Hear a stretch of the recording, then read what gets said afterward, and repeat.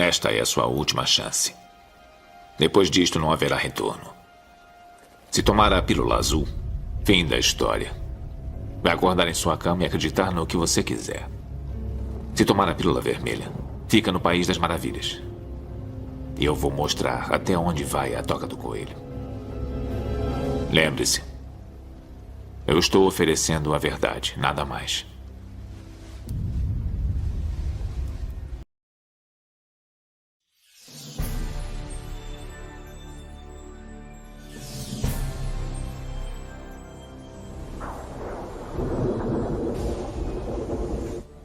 Últimas notícias que temos do dia. Rios e córregos inundando inúmeras cidades. Milhares sem energia elétrica após terrível furacão. 3 tufões acabaram de tocar o solo ao fim da cidade. E agora? O que é isso? Eu acho que é um terremoto. Eu nunca vi tais condições climáticas antes. Busquem abrigo imediatamente.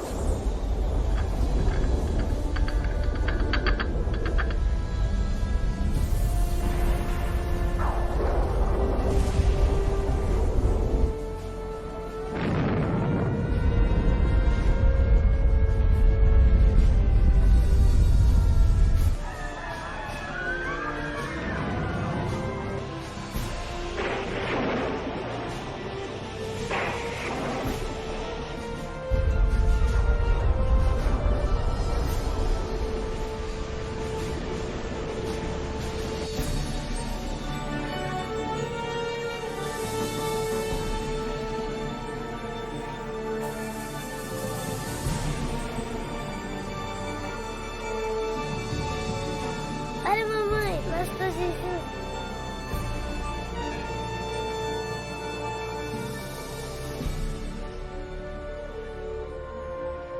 Os livros proféticos da Bíblia, conhecidos por muito tempo como mistério. Textos históricos, números antigos, imagens simbólicas. Todos os eventos apocalípticos descritos por vir em breve. É realmente possível compreender o seu significado? O que é a marca da besta? Será, como dizem, um microchip de computador implantado sob a pele, ou será algo mais insinuoso? O que dizer sobre o anticristo? Este sinistro inimigo de Deus já se manifestou? Ou ainda espera nas sombras? Será um ataque terrorista que levará a Terra à tribulação final? Testemunharemos os horrores do Armagedon e as 7 últimas pragas? O que necessitamos saber para evitar ser deixados para trás quando o Senhor voltar? Reconheceremos os últimos dias e saberemos o que nos espera? O que você está pronto a experimentar revelará o que a Bíblia realmente diz sobre o final dos tempos. Junte-se a mim para juntos descobrirmos os incríveis fatos por trás dos eventos finais da profecia bíblica.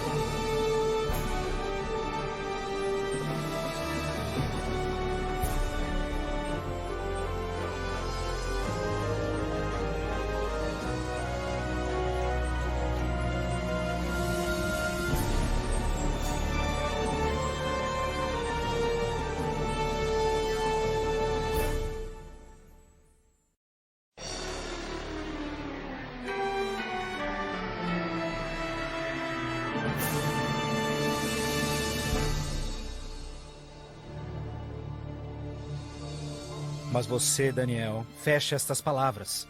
Cele o livro até o tempo do fim. Muitos correrão dele e para ele, e a ciência se multiplicará. O fim do mundo realmente ocorrerá? Se for, quando? Esta é uma das mais importantes e misteriosas perguntas de todos os tempos.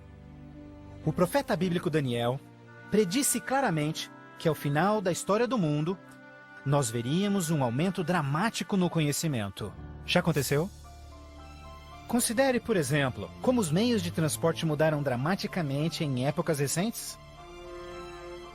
Por 60 séculos, o meio mais rápido de transporte foi viajar a cavalo.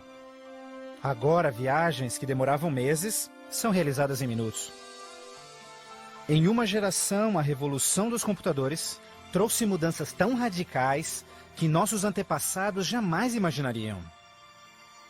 Mas numa interpretação mais exata deste verso, é que o conhecimento a respeito dos livros proféticos aumentaria. E como predito, foi isso que aconteceu. Mas as profecias de Daniel não são as únicas na Bíblia que falam dos sinais do tempo do fim. O que mais pode estar escondido dentro dos antigos textos das Escrituras? E você ouvirá de guerras e rumores de guerras. Não te preocupes, porque todas estas coisas virão, mas passarão. Mas não é o fim ainda. Haverá fome, pestes, terremotos em vários lugares. Tudo isso será o começo das dores. Qualquer um pode ver em todo o mundo o quanto forças políticas e naturais têm tornado o nosso mundo moderno um lugar perigoso para se viver. Pense nisto. Nos últimos 100 anos, o mundo inteiro enfrentou 2 guerras mundiais, vários outros conflitos, sem mencionar o aumento de ataques terroristas. Além disso, um aumento na taxa de mortalidade em desastres naturais, incluindo terremotos, incêndios, inundações, tornados, tormentas assassinas num clima bizarro, tudo a caminho da destruição final do planeta. Incrivelmente, o apóstolo João profetizou que ao se aproximar o tempo do fim, aumentaria a habilidade do homem em destruir o planeta. Apocalipse 11, verso 18, diz que virá o tempo em que Deus destruirá aqueles que destroem a terra. Está claro que esta previsão foi vividamente cumprida. Por séculos, o homem apenas fazia suas guerras com lanças fumegantes ou seus canhões a pólvora. Hoje, possuem armas devastadoras que podem rapidamente exterminar com a vida no planeta. Fato é que Jesus profetizou que se sua vinda fosse adiada, ninguém sobreviveria. O próprio Cristo nos alertou sobre estes perigos, mas que eles seriam apenas o início do fim. Poderia o homem fazer alguma coisa que pudesse dar início ao tempo do fim? Saiba que os últimos dias serão dias difíceis. Os homens serão amantes de si mesmos, amantes do dinheiro, gananciosos, presunçosos, blasfemos, desobedientes aos pais, ingratos, profanos, sem amor, irreconciliáveis, fofoqueiros, sem domínio próprio, grosseiros, sem consideração com o bem. Ninguém que haja vivido pelas últimas décadas poderá negar a contínua e espantosa queda moral de nossa sociedade moderna. Cada geração, continuamente, abre o envelope de aceitação comportamental. Como resultado, cada uma das gerações sucessoras operam sob um padrão moral mais baixo do que o seu padrão anterior. Infelizmente, parece não haver um fim a essa trilha vergonhosa. Nos dias de Noé, a decadência moral condenou o planeta à destruição com o dilúvio. Nos dias de Ló, as perversas e depravadas Sodoma e Gomorra foram cidades consumidas com o fogo do céu. Assim como nos dias de Ló, eles comiam, bebiam, compravam, vendiam, plantavam, construíam, mas no dia em que Ló saiu da cidade, caiu fogo e enxofre do céu e consumiu a todos. Assim também será no dia em que o Filho do Homem se manifestar. E em nossos dias, poderia ser incontrolável imoralidade e perversão novamente motivo para uma condenação vinda dos céus? Junto à imoralidade em nossa sociedade decaída, a Bíblia nos alerta que nos últimos dias haveria um dramático crescimento no espiritualismo e no ocultismo. Agora o Espírito diz terminantemente que nos últimos dias alguns abandonariam a fé, dando ouvidos a espíritos enganadores e doutrinas de demônios. A prática de comunicar-se com os mortos, extensamente proibida pelas Escrituras, tem amplamente sido aceitas inclusive em igrejas modernas. Programas de televisão e filmes apresentando os temas do arrebatamento e do ocultismo tornaram o assunto extremamente popular, especialmente entre os mais jovens. Apesar de todo este espiritualismo e incontrolável imoralidade, a Bíblia ensina que onde o pecado está em abundância, a graça está em superabundância. Portanto, uma grande notícia para os últimos dias, antes da volta de Jesus, foi a promessa de que as boas novas seriam anunciadas por todo o mundo. Então este evangelho do reino será pregado em todo o mundo em testemunha a todas as nações, então virá o fim. A então aparentemente insuperável missão de comunicar o evangelho aos 4 cantos da terra é uma rápida realidade.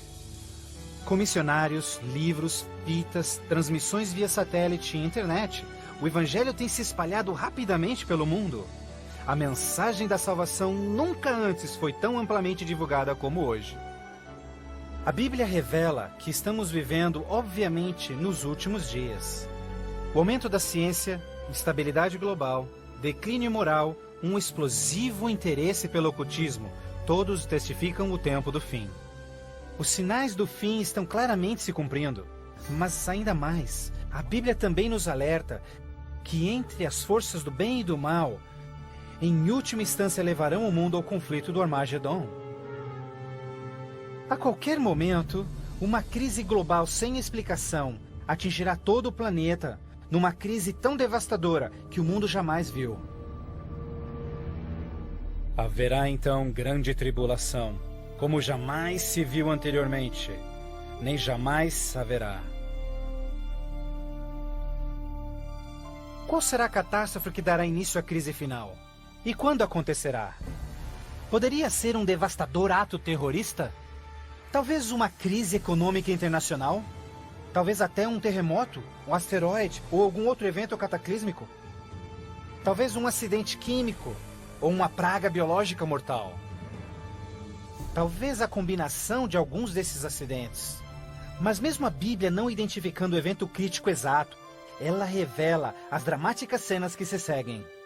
Mais adiante você compreenderá mais sobre esses surpreendentes, chocantes eventos que muitos cristãos ainda não estão preparados.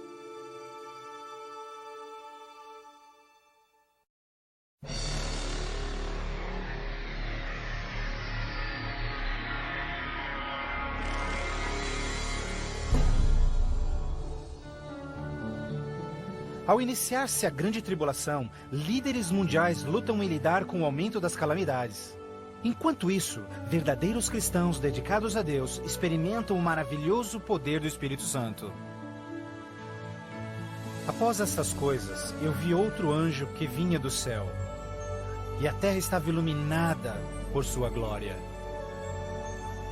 Este grande poder que iluminava o povo de Deus é o próprio Santo Espírito. Em santa confidência, eles testificam de Deus, intervindo pelas igrejas e também chamando os perdidos para Cristo. Eles permanecem firmes na palavra do Senhor e exortam todos ao arrependimento e obedecerem os mandamentos de Deus.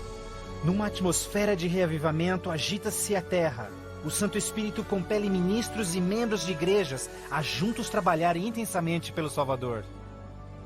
Ao se manifestar o trabalho do Santo Espírito, realizações de ocultismo também se intensificarão. Demônios caídos aparecerão a muitos, disfarçados de queridos seus que já morreram, ou personagens bíblicos do passado. Eles falam de paz e esperança, porém apresentam doutrinas contendo erros perigosos e sutis. Sobre estes a Bíblia nos alerta, porque estes são espíritos do mal, realizando milagres. Como você pode imaginar, estas manifestações supernaturais influenciarão muitos e são poucos os que estão preparados a se opor. A esta altura, famílias e igrejas tornaram-se ineficazes no combate a esta crescente onda de fraqueza global. Em meio a este tumultuado ambiente político e social, as pessoas desesperadamente procuram um caminho para combater esta onda universal de imoralidade. Líderes políticos e religiosos apelam por seus constituintes, pedindo por medidas legais a restauração dos princípios de Deus e a paz na terra. Como resultado desta pressão enganosa, os governantes aprovam leis que conflitam diretamente com as leis de Deus. Mas esta não é a primeira vez que isso acontece na história. Certamente você se recorda da familiar história de Daniel capítulo 3. Quando o rei de Babilônia, Nabucodonosor, ordenou a todos no seu reino que se curvassem e adorassem aquela enorme estátua de ouro que ele construíra, entretanto, 3 jovens hebreus sabiam que esta ordem estava diretamente em contradição com o segundo mandamento sobre idolatria. Determinados em serem fiéis a Deus, recusaram adorar a estátua. O rei ordena furioso que sejam lançados na fornalha ardente, mas Deus miraculosamente interveio e salvou suas vidas. Depois, a história de Daniel na cova dos leões. Você se recorda do rei da Pérsia criando uma lei que proibia todos de adorarem qualquer deus, senão ele, por 30 dias? Mas Daniel sabia que obedecer a esta lei seria uma violação do primeiro mandamento de Deus. Destemidamente, Daniel segue sua vida, orando diariamente a Deus, mesmo colocando sua vida em risco. Os inimigos de Daniel rapidamente denunciaram ao rei, que relutantemente teve que fazer cumprir-se a lei, lançando-o na cova dos leões. Mas novamente, Deus intervém com seu poder e miraculosamente poupa a vida de Daniel. Da mesma forma, nos tempos do fim, Apocalipse prediz que o poder do mal obrigará governantes de todo o mundo a endossarem leis que definam como as pessoas adorarão a Deus. Estas leis irão aparentemente promover a moralidade, mas na realidade, elas preparam o mundo para aderirem à marca da besta e o anticristo. Porque falsos cristos e falsos profetas surgirão, e farão milagres e sinais maravilhosos para enganar, se possível até os salvos. Durante este período de crescentes crises, quando o mundo estiver desesperadamente buscando alívio e procurando uma estabilidade global, a ajuda virá de uma forma surpreendente. Em várias partes, por todo o mundo, se ouvirá: Jesus voltou, Jesus voltou. Um radiante e carismático ser se diz o Filho de Deus. Um exército de jornalistas se amontoa para ver este que realiza milagres sobrenaturais. Eles o ouvem repetir as mesmas palavras que Jesus falou nas Escrituras. Este evento será transmitido ao mundo via satélite. Milhões serão enganados com esta aparição, como sendo cumprida a profecia de que todo olho o verá. Inúmeras religiões estão ansiosas na expectativa por um Salvador. Então este deslumbrante ser aparenta ser a resposta às suas orações. Mas a Bíblia nos alerta em 2 Coríntios que Satanás pode transformar-se num anjo de luz. Infelizmente, não será Jesus quem o povo receberá de braços abertos, mas sim Satanás, disfarçado como Filho de Deus. Fazendo isso, o mal será capaz de unir o povo em todo o mundo e reconfirmar seu falso sistema de adoração. Assim o mal concretiza a maior fraude que jamais se viu sobre a raça humana.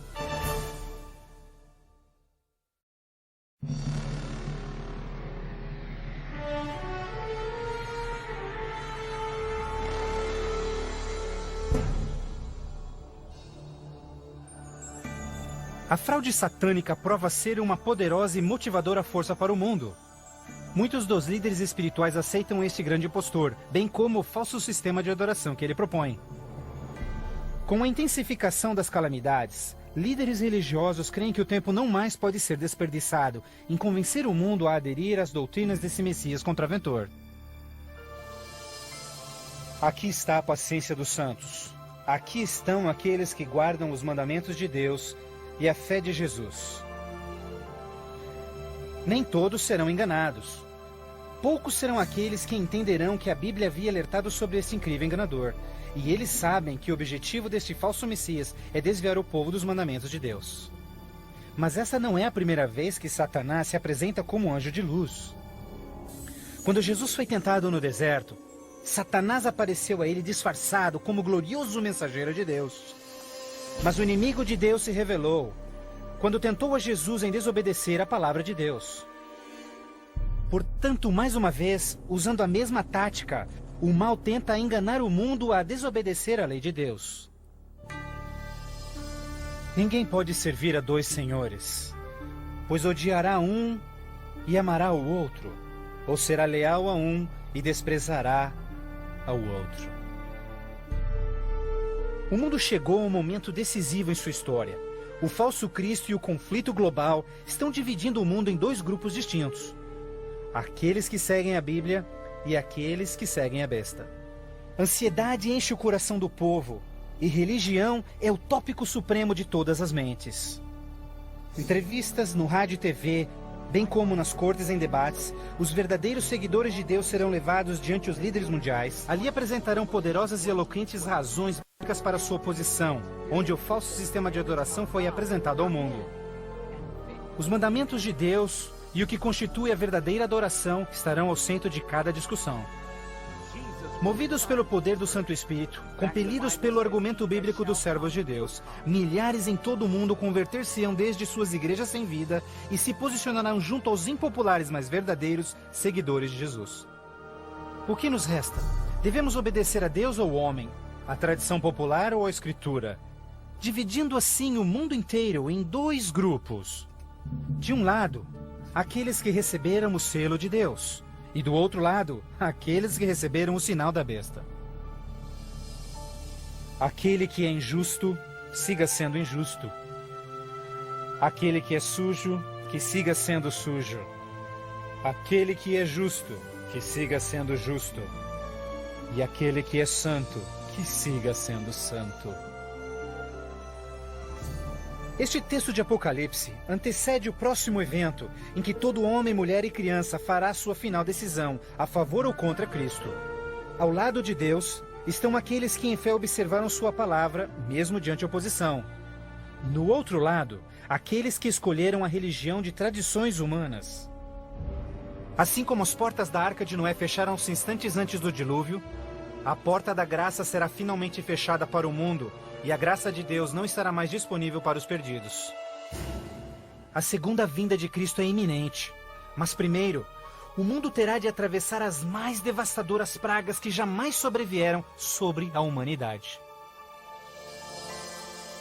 Ouvi então uma voz vinda do templo dizendo aos 7 anjos: Vai e derrama sobre os povos as 7 taças da ira de Deus. O primeiro foi e derramou a sua taça sobre os povos, e se viu uma ferida feia e dolorosa nos homens que tinham o sinal da besta e que adoravam a sua imagem. A esperança começa a ser massacrada quando as 7 pragas do Apocalipse 16 começam a cair no mundo numa sucessão rápida de eventos. Estes serão os mais horríveis flagelos jamais vistos pelo homem. A primeira praga será extremamente dolorosa e provocará desmaios e agonizante sofrimento aos perdidos. Mais 6 devastadoras pragas rapidamente virão. O mar e os rios se tornarão em sangue. O sol terá tal força que provocará queimaduras com sua intensidade. De tal forma, praga após praga virão. O terror reinará, tornando o mundo inteiro prisioneiros do pânico. Durante este período, alguns dos salvos encontrarão abrigo em locais isolados e remotos, onde serão protegidos e mantidos por anjos do Senhor. Outros, lançados em prisões, embora aparentemente abandonados pelo homem, não foram esquecidos por Deus. Os fiéis de Deus estarão protegidos das pragas, da mesma forma como os filhos de Israel foram preservados durante as pragas que caíram no Egito. Neste momento, os salvos passam por um momento de angústia em suas almas. O principal pensamento em suas mentes: estamos em paz com Deus? Finalmente, encontram paz em suas consciências, confiando nas promessas de Deus. Assim sendo, o dragão irou-se com a mulher, e foi ao seu encontro para guerrear com os demais filhos dela, aqueles que guardam os mandamentos de Deus e têm o testemunho de Jesus Cristo. Persuadidos pelo falso Cristo, os miseráveis perdidos têm como única esperança para alívio das devastadoras pragas a eliminação daqueles que se opõem a eles. Então a decisão é tomada para caçar e exterminar em apenas um dia o povo de Deus que teimosamente apegou-se às Escrituras. Assim sendo, o campo de batalha espiritual tem aqueles que seguem as tradições humanas e adoram a besta, contra aqueles que amam a Jesus e obedecem os seus mandamentos. Esta é a batalha final do Armagedon. O mundo perverso, que chegou finalmente ao limite da paciência de Deus. E finalmente o momento em que Deus entra em cena para resgatar os seus filhos fiéis.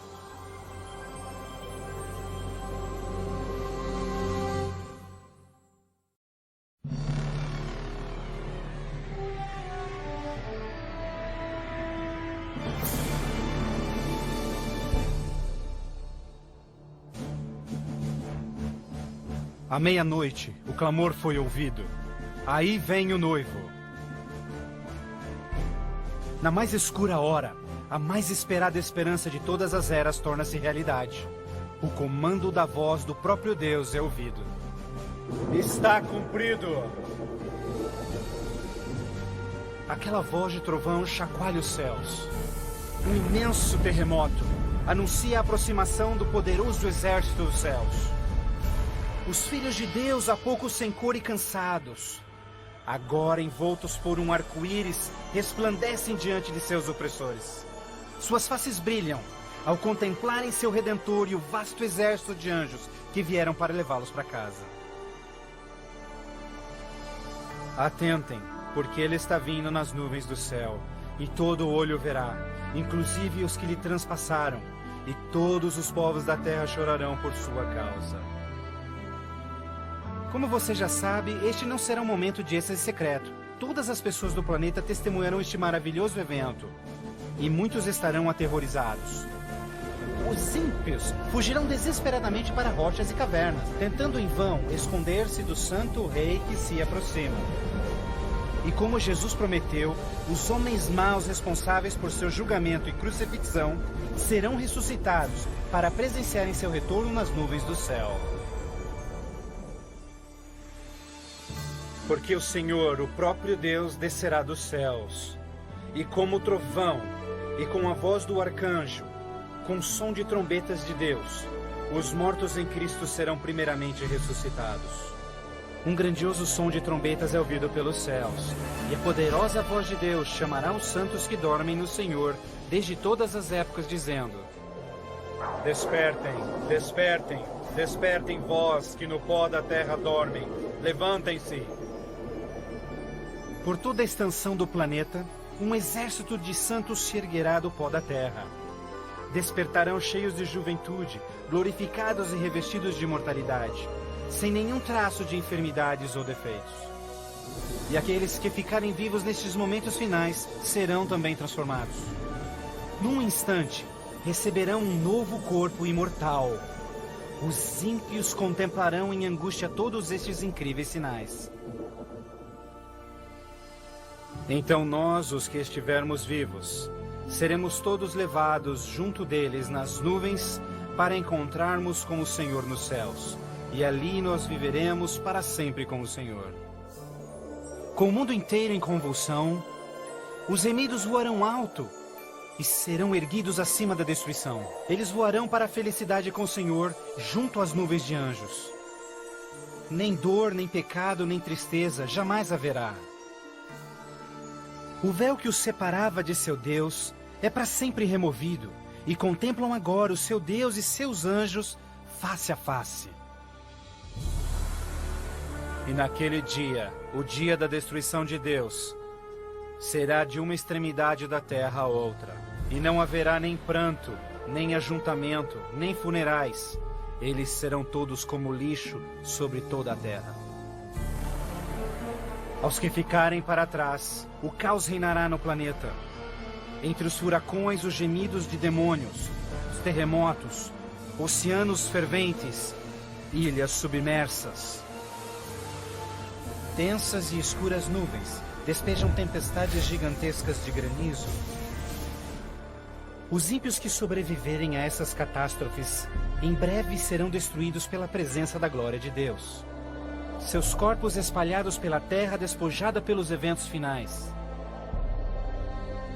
Então, pela primeira vez desde a fundação da Terra, o planeta está completamente abandonado e sem vida. Apenas Satanás e seus anjos caídos restarão como resultado de sua rebelião.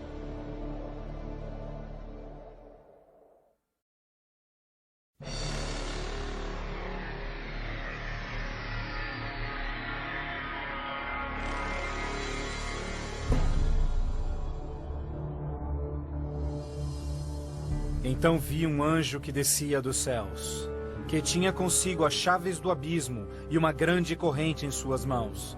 Ele acorrentou ali Satanás por 1000 anos. Confinados no mundo que ele arruinou, Satanás e seus anjos ali estarão por 1000 anos. Prisioneiros na escuridão, num planeta vazio e abandonado, só com seus demônios, Satanás apenas poderá esperar e ponderar no dia de sua punição. Por toda parte ele contempla cidades destruídas, florestas queimadas e ossos secos, tudo resultado de sua guerra com os céus. Confinado num vasto abismo, solitário, sem ninguém para tentar ou manipular, ele se torna absolutamente miserável. Então vi tronos, e eles se sentavam neles, e o julgamento era comissionado a eles, e eles viveram e reinaram com Cristo por 1000 anos. Enquanto Satanás pensa em seu destino, os remidos desfrutam sem palavras as alegrias dos céus. Cada um deles conhece então o seu anjo da guarda, que responde a cada uma de suas perguntas sobre as suas vidas. Então Deus, num ato de revelação absoluta, os convida a participarem como juízes, abrindo diante de si os registros dos que se perderam.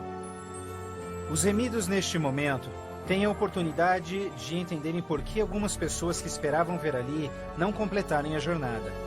Os pensamentos dos ímpios são agora vividamente expostos e o véu é removido, revelando as batalhas espirituais que se levantaram por salvar-se-lhes as almas.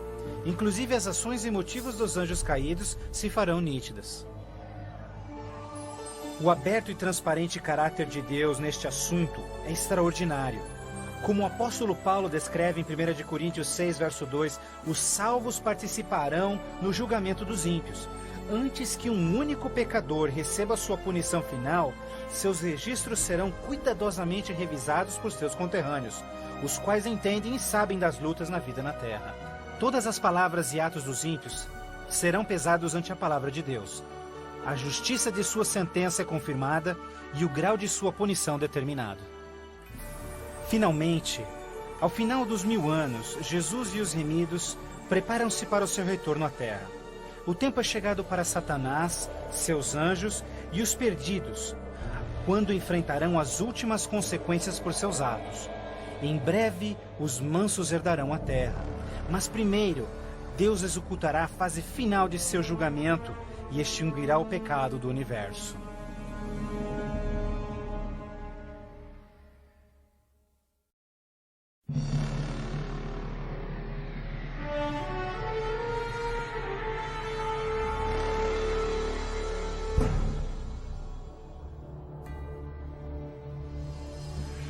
Então eu, João, vi a cidade santa, a nova Jerusalém, descendo dos céus desde a presença de Deus, vestida como uma noiva, adornada para o seu esposo.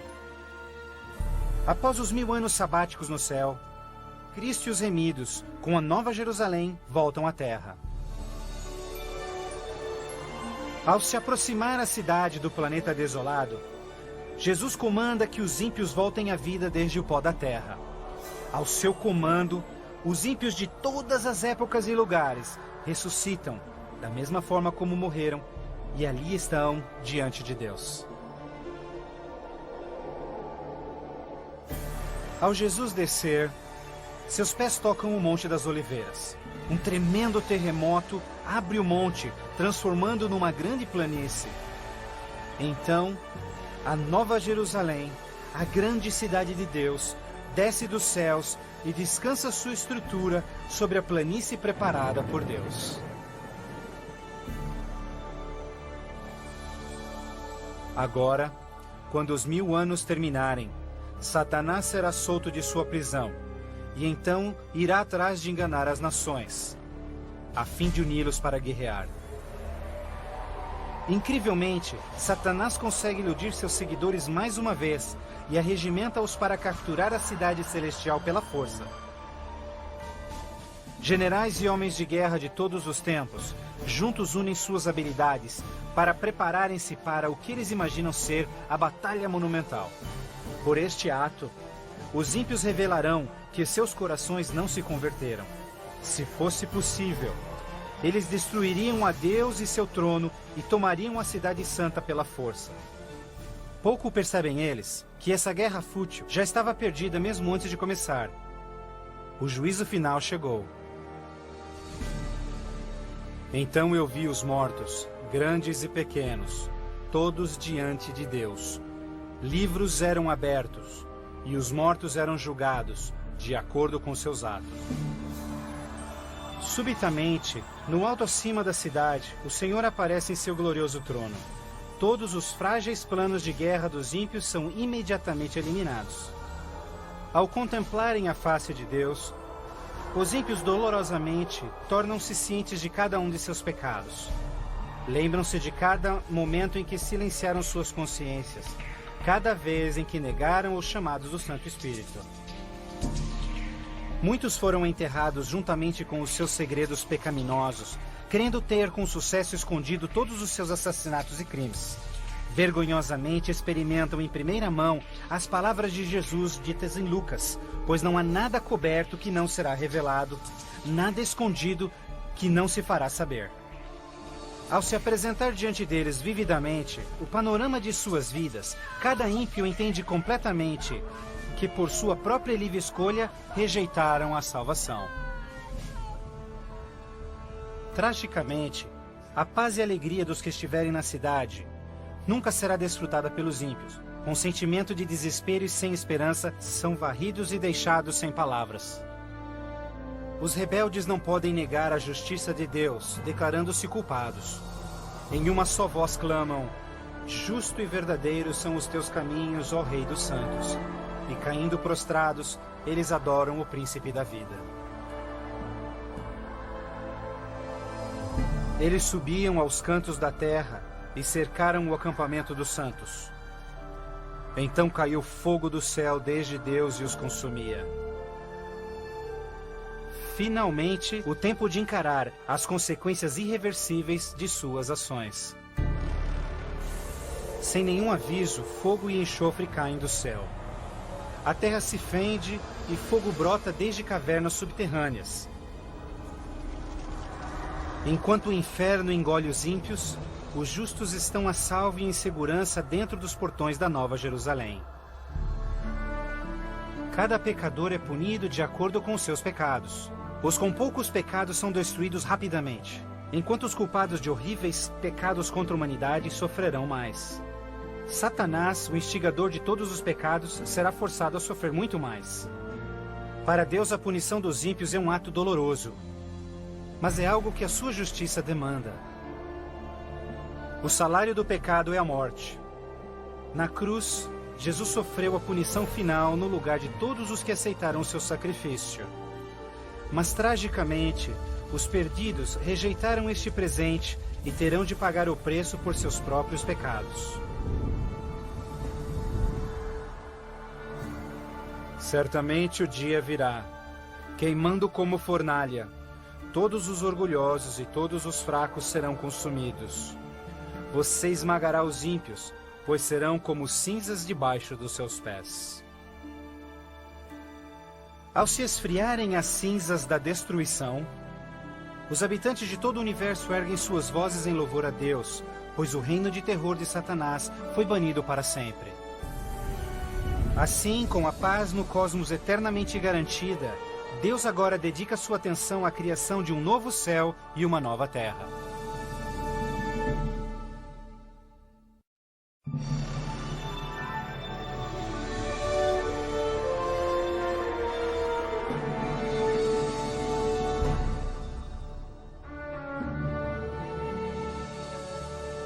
Vejo então um novo céu e nova terra, pois o primeiro céu e a primeira terra já passaram.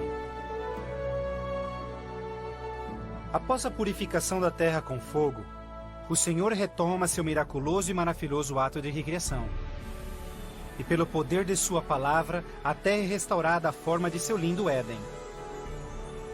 Ao seu comando, um lindo e verdejante carpete de grama cobre o planeta. Outro comando, terra e água voltam à vida. Incontáveis, complexos e magnificentes criaturas de todas as espécies pacificamente exploram um novo paraíso. A vigorizante atmosfera é pura e doce. A terra torna-se uma grande vitrine de criativa genialidade. E Deus enxugará as lágrimas de todos os olhos. E não haverá mais morte, nem sofrimento, nem pranto. Não haverá mais morte, pois as primeiras coisas são passadas. A segurança do universo está garantida. Com a Nova Jerusalém como sua capital, todas as criaturas regozijam-se no amor do domínio de Deus. Aqueles que foram resgatados da destruição eterna compartilham uma especial união com seu Criador, o que nenhum outro ser celestial poderia apreciar. Embora pecado e pecador foram para sempre destruídos, um traço desta grande rebelião ainda permanece. O que aconteceu com essas mãos? Estas são as marcas nas mãos, nos pés e no lado de Jesus. Ao passarem-se os dias inesquecíveis da eternidade, todas as memórias tristes e dolorosas se dissipam na glória brilhante e esplendorosa dos céus. Não mais atrelados a uma vida passageira, os imortais filhos de Deus são agora livres para alcançarem suas mais amplas ambições. Com ilimitada capacidade de absorver mais e mais conhecimento, revigoram as suas mentes. Sem barreiras, seus limites não mais os prendem à terra. Os remidos são agora livres para explorarem as maravilhosas obras de Deus em todo o universo. O céu é um lugar de perfeita paz e harmonia, onde o amor por Deus e pelos outros preenche todos os corações. A Bíblia promete que este reino pode ser seu eterno lar. Jesus deu-se em sacrifício na cruz para oferecer-te perdão e vitória sobre o pecado. Mais que qualquer coisa, Jesus quer que você viva com Ele neste novo lar. Se bem que Ele desesperadamente quer te salvar, Ele não pode forçá-lo em aceitar este presente. Você deve aceitá-lo por si mesmo. Por que não aceitá-lo hoje? Peça-lhe agora e Ele entrará em seu coração.